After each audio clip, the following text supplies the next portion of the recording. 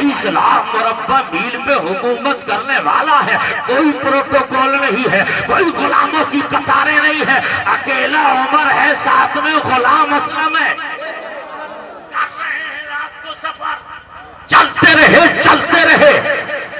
ایک گلی سے گزرے، ایک مکان سے رونے کی آواز آئی، وہ عورت رو رہی تھی، دل سے سننا انشاءاللہ، دل کے کانوں سے سنو آج۔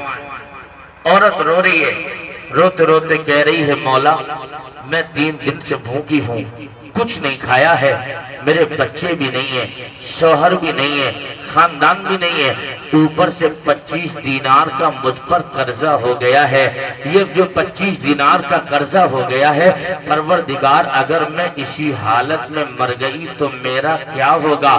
یہ کہہ رہی تھی اور آگے بڑھ کے اس عورت نے کہا تھا اگر میں اسی پوزیشن میں مر گئی اور مر کر کے میں قبر میں پہنچ گئی اور جیسے قبر میں جاؤں گی تو میرے آقا تشریف لے کر آئیں گے تو میں عمر کی شکایت نبی سے ضرور کروں گی، آقا آپ کے عمر کے دور حکومت میں 3 دن تک بھوکی رہی، عمر نے خبر نہیں لی۔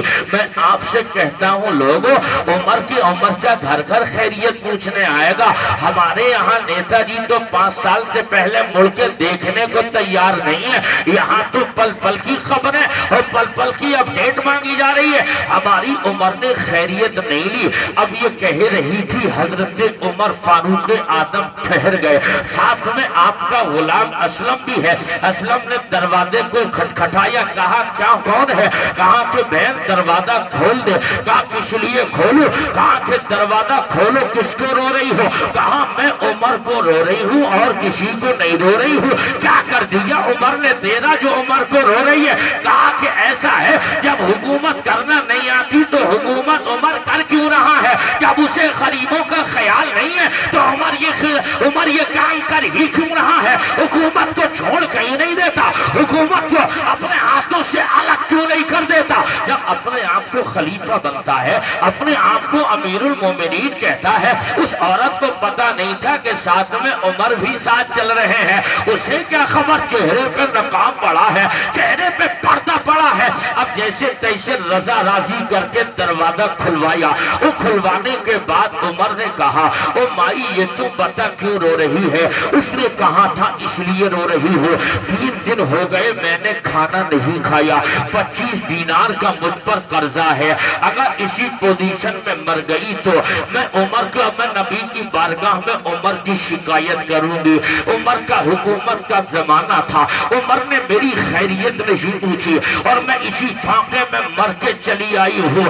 یاد رکھ لینا عمر، ارے جس کے نام سے قیصر و کسریٰ کانپ رہے ہو، آج عمر جب اس بڑھیا کی یہ بات سنتا ہے تو بچوں کی طرح رو رہا ہے، ازاروں قطار عمر رو رہے ہیں، پورا بدن کانپنے لگا۔ جس کے نام سے قیصر و کسریٰ کانپے، آج ایک بوڑھی کے کبابوں سے عمر تھر تھر تھر تھر کانپ رہے ہیں۔ اور جب عمر کانپ رہے تھے لیکن بڑھیا کو پتا نہیں تھا کہ یہی امیر المومنین ہے، یہی مصطفیٰ جان رحمت کا یار امیر المومنین ہے۔ اپنے غلام اور اسلم کو لیا اور لے کر کے بیت المال چلے گئے، وہاں سے تقریباً 300 دینار لیے، اپنے گھر میں بنا ہوا کھانا تھا اس کو لے لیا، لا کر کے اس بڑھیا کو شکم سیر ہو کے کھلایا اور اس دینار کو دے دیا۔ کہا مائی سن لے، اب تو تیرا قرضہ دور ہو جائے گا، اب 25 کا قرض تھا دیکھ کتنے زیادہ دے دیے ہیں، بتا تو راضی ہو گئی؟ اب تیرا پیٹ بھر گیا؟ ہاں میرا پیٹ بھر گیا۔ تب حضرت عمر کہتے ہیں وہ پہچان ابھی بھی نہیں پائی ہے، اجنبی بلکہ نبی کا عمر باتیں کرتا چلا جا رہا۔ عمر کہتے ہیں ماں ایسا کر بڑھیا، او مائی ایسا کر لے، اگر جب تیرا پیٹ بھر ہی گیا ہے، تیری تو ضرورت پوری ہو گئی، 25 دینار سے قرضہ تھا، تجھے 300 کے قریب مل گئے ہیں، ایسا کر عمر کو معاف کر دے۔ ارے تم بھی بولو عمر کو معاف کر دے۔ کہا تم کون ہوتے ہو بیٹا معاف کرانے والے؟ اگر غلطی اس کی ہے وہ مانگے نہ آ کے معافی، کام اس کا خراب ہے وہ مانگے۔ بیٹا تم تو بہت اچھے ہو، بھوکوں کو کھانا تم کھلاتے ہو، پیار غریبوں سے تم کرتے ہو، عمر سے بہتر تو حکمراں تم ہو، اللہ تمہیں حکمراں حاکم بنا دے، عمر کو معزول کر دے، تم حکومت کرنے لگو۔ तुम हुकूमत करने लगो। ये सारी बातें हो ही रही थी। अब इतने में रजामंदी का सिलसिला आगे बढ़ गया, इतना राजी कर लिया। अब बुढ़िया को राजी करने पे मेहनत करे जा रहे हैं। अब किसी सूरत से वो राजी कर ली गई। हजरत उमर ने जेब से पर्चा निकाला और पर्चा निकालना था। उस बुढ़िया से कहा था, माई ऐसा कर, जब तू राजी हो गई है उमर से, पर्चे पे लिख के दे दे। जब राजी हो गई तो लिख दे। उस माई ने कहा था, जवान ने पढ़ी लिखी नहीं, कैसे लिख करके दिया जाए? उमर कहते हैं, चल मैं लिख देता हूं, दस्तखत तो कर दे। लिखा। उमर का दौरे हुकूमत था। एक औरत 3 दिन से भूखी थी। 25 दीनार का कर्जा था। 25 दीनार का कर्जा था। उस कर्जे को अदा कर दिया गया, खाना भी दिया, 2 महीने अगले 2 महीने का गल्ला भी दिया और कहा था 2 महीने पूरे होने से पहले गल्ला और आ जाएगा। इस पर के साथ में मैं उमर से राजी हो गई हूँ। ये सब बातें कही गई और खत में लिखी गई। अब जैसे ही वो औरत मुस्तफा जान रहमत के अबू बकर के उमर के जैसे ही खत पर मोहर लगाने वाली थी, अंगूठा या सिग्नेचर करने वाली थी, इतने में हजरत अब्दुल्ला इब्ने मसूद और मौला अली आ गए। और जैसे ही मौला अली और अब्दुल्ला इब्ने मसूद आए, आकर के अर्ज किया, या अमीरुल मोमिनीन। औरत ने जब सुना या अमीरुल मोमिनीन, थर थर थर थर कांपने लगी। अली कहते हैं, उमर फला जगह से लोग आपसे मिलने आए हैं, मदीने की सब गलियां ढूंढ ली हैं और आप यहां हैं। बुढ़िया कांप रही है। अब तक तो नाम सुना था, चेहरा नहीं देखा था। कांपते कांपते कहती है, उमर तुम हो। बेटा माफ कर दे, माफ कर दे बेटा, माफ कर दे। मैं तेरे मुंह पे तेरी बुराई करती रही, तुझसे नौकरों की तरह बातें करती रही, तू बच्चों की तरह माफ करता रहा, तू बच्चों की तरह माफी मांगता रहा, रोता रहा।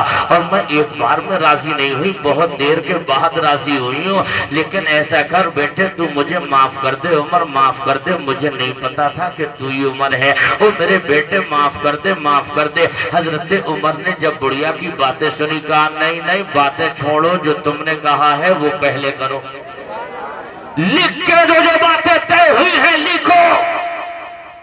अब जैसे ही अली को देखा, तब मुस्तफा के शाह उमर ने कहा, अली आ ही गए हो तो गवाही भी लिख दो, गवाह भी बन जाओ। उमर के गवाह, अबू उमर के गवाही के लिए हजरत मौला अली गवाही लिख रहे हैं। उसके बाद उमर कहते हैं, अली याद रख लेना, मैं ये चाहूँ। उमर कहते हैं, अली ऐसा है, मुझे ऐसा लग रहा है, पहले मेरा इंतकाल होगा, तेरा इंतकाल बाद में होगा। पहले मेरी मुलाकात नबी से होगी, बाद में तेरी मुलाकात होगी। पहले मुझे दुनिया छोड़ना है, बाद में तुझे दुनिया छोड़ना है। लेकिन अली मेरी वसीयत सुन लो। ए लोगों, आंखों अगर दिल में पत्थर नहीं, गोश्त का कलेजा है, तो उमर के जुमले तो सुन लो।